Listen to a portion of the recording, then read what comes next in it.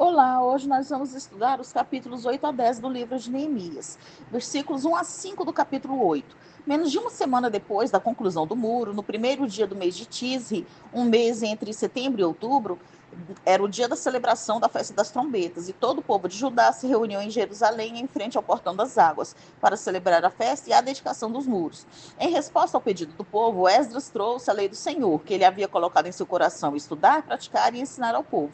Nessa época, a lei era um pergaminho, ao contrário de um texto composto por páginas encadernadas. Essa leitura era necessária a cada 7 anos durante a festa dos tabernáculos, embora tivesse sido negligenciada no cativeiro da Babilônia até essa ocasião. Por respeito à leitura da palavra de Deus, o povo se pôs de pé e continuou em pé por um período de mais ou menos 6 horas, enquanto Esdras lia a lei, provavelmente não todo o Pentateuco, mas grande parte. Versículos 6 a 8. Depois da leitura por Esdras, os levitas explicavam-na ao povo. Provavelmente estavam espalhados entre o povo, dando explicações, cada um ao grupo em seu redor. Isso pode ter envolvido a tradução do hebraico para o aramaico, para pessoas que falavam apenas o aramaico no exílio. Versículos 9 a 12. Aqui o autor atesta um ministério conjunto de Esdras e Neemias, que participaram juntos da renovação da aliança. Quando as pessoas ouviram e compreenderam a lei de Deus, elas entenderam as transgressões que haviam feito dela. Não eram lágrimas de alegria, mas de tristeza, pois estavam contristadas pela convicção das penosas manifestações de pecado, na transgressão dos mandamentos do Senhor e consequentes castigos sofridos em seu cativeiro.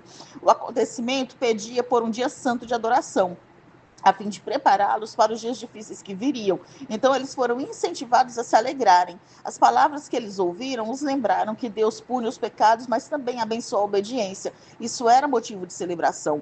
Eles não tinham sido totalmente destruídos como nação, apesar do seu pecado. Pela graça de Deus, estavam vivendo um novo começo. Isso pedia uma celebração. A tristeza pelo pecado foi uma resposta positiva, mas a alegria por causa da renovação do relacionamento com Deus é o propósito do ensino. Versículos 13 a 15. No dia seguinte, Esdras se reuniu com alguns sacerdotes e chefes de família para uma leitura aprofundada da lei, quando descobriram que no mês em que estavam deveria ser comemorada a festa dos tabernáculos. Então mandaram anunciar em todas as cidades de Judá que seus habitantes deveriam recolher ramos de árvores para construírem cabanas, como deve ser celebrada a festa dos tabernáculos, pois o povo celebra a festa morando em barracas temporárias feitas de ramos para celebrar como eles haviam vivido em cabanas no deserto depois que Deus os tirou do Egito. Versículos 16 e 18. Aqueles que viviam em Jerusalém montaram suas cabanas no seu terraço, pois a maior parte das casas tinha telhados planos. Aqueles que vieram de fora de Jerusalém usaram espaços disponíveis, como a Praça da Porta das Águas, onde eles tinham lido a lei 2 semanas antes, ou a Praça da Porta de Efraim. Obviamente, a festa dos tabernáculos foi celebrada depois dos tempos de Josué. O que você queria dizer é que essa celebração específica da festa dos tabernáculos foi diferente, provavelmente por causa da ênfase espiritual e teológica existente nela. Embora comemorações anteriores pudessem ter se concentrado no aspecto da colheita e da ação de graças, essa celebração liderada por Esdras voltou aos seus fundamentos teológicos para lembrar a provisão e o cuidado de Deus durante a saída de seus antepassados do Egito, da mesma forma que o povo, no tempo de Neemias, se regozijou com o cuidado de Deus e sua provisão a eles em sua saída da Babilônia. Agora nós vamos estudar o capítulo 9, versículos 1 a 2 do capítulo 9. Este capítulo é um dos muitos que dão um resumo da história de Israel. A confissão das iniquidades dos pais não é para o perdão dos pais, mas é para exortar os filhos a evitarem as mesmas transgressões. Versículo 3. Provavelmente os que se levantaram no seu lugar foram os israelitas que se separaram dos estranhos, ao passo que os que leram no livro da lei foram sacerdotes. Versículos 4 e 5. Alguns desses líderes levitas estavam entre aqueles que interpretavam a lei, enquanto Esdras fazia a leitura dela. Agora eles conduziam as pessoas em oração. Versículo 6. A oração começa com o reconhecimento da incomparabilidade do Senhor. Somente o Senhor Deus é o verdadeiro Deus da criação, que dá vida a todos e recebe a adoração dos seres celestiais. Versículos 7 e 8. A aliança de Deus com Abraão baseava-se na fidelidade de Deus à sua palavra e era estendida ao homem que era fiel a ele. A aliança era uma aliança de salvação, mas também envolvia a terra prometida. O povo, tendo acabado de retornar do cativeiro, compreensivelmente destacava essa característica da aliança, já que Deus os tinha feito voltar para a terra prometida. Versículos 9 a 15. A descrição do êxodo do Egito é recontada com situações e alusões de Êxodo 3, Êxodo 10 e Êxodo 14. Os egípcios consideravam os israelitas como seus escravos. Na verdade, eles eram o povo pactual do Senhor Deus e sua libertação do Egito foi relembrada como o ato redentor central do Antigo Testamento. Por esse ato poderoso, Deus adquiriu um nome para si como Salvador deles, que permaneceu até o tempo de Neemias e além.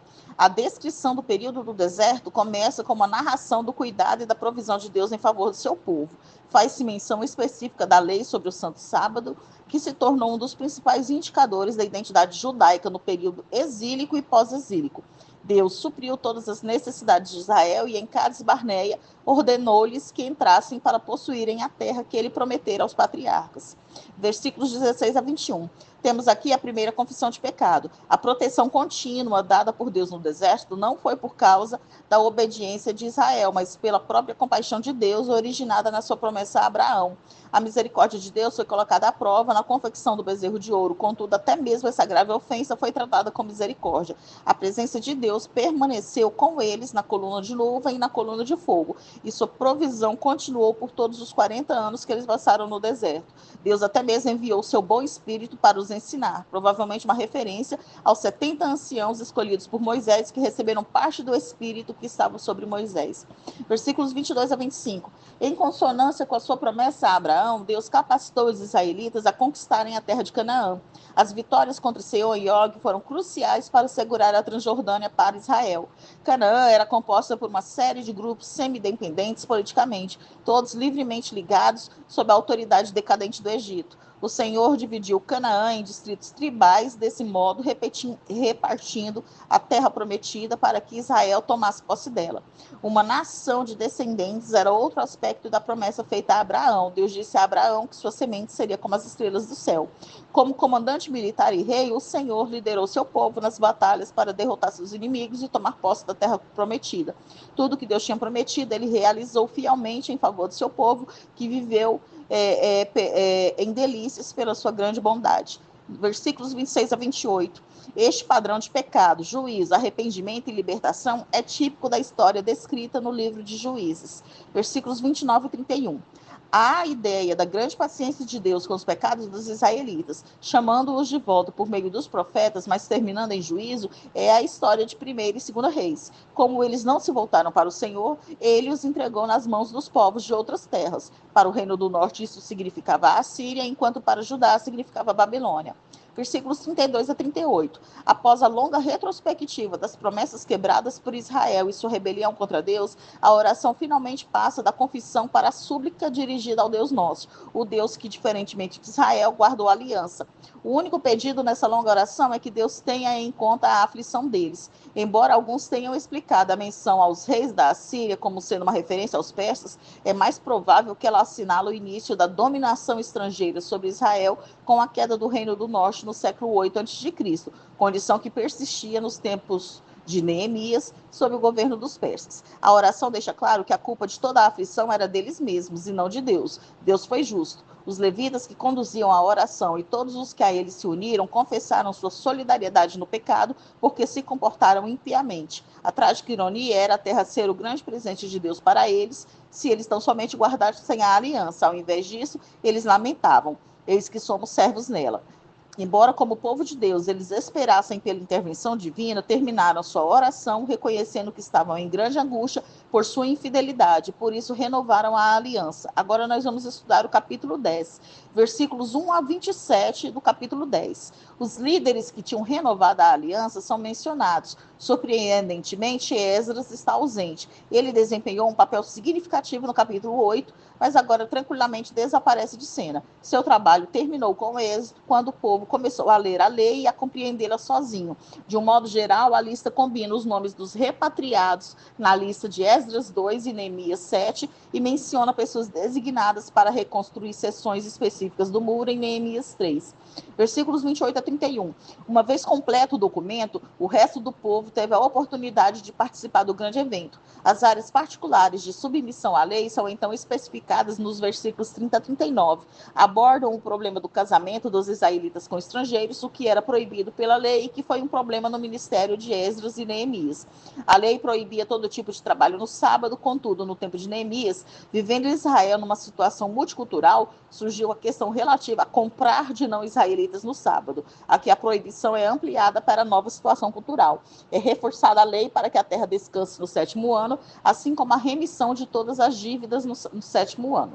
Versículos 32 e 33. O que as pessoas estavam se comprometendo a fazer pela aliança foi transformado em lei e requeria 1/3 de ciclo a título de imposto do templo. O preceito mosaico exigia meio ciclo, mas os graves problemas econômicos da época fizeram com que esse valor fosse reduzido. Versículo 34. O propósito de manter fogo perpetualmente sobre o altar dos holocaustos apresentou-lhes o problema do fornecimento da lenha.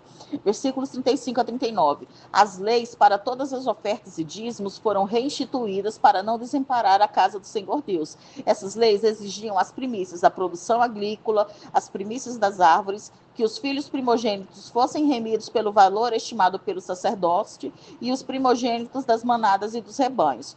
Todos esses bens eram guardados nos armazéns próximos ao templo e eram distribuídos para o sustento dos sacerdotes e levitas. Os levitas então davam a 10ª parte do que recebiam aos sacerdotes. O princípio em uso era destinado a assegurar o sustento da casa de Deus e de seus obreiros. Nós terminamos aqui o estudo dos capítulos 8 a 10 do livro de Neemias.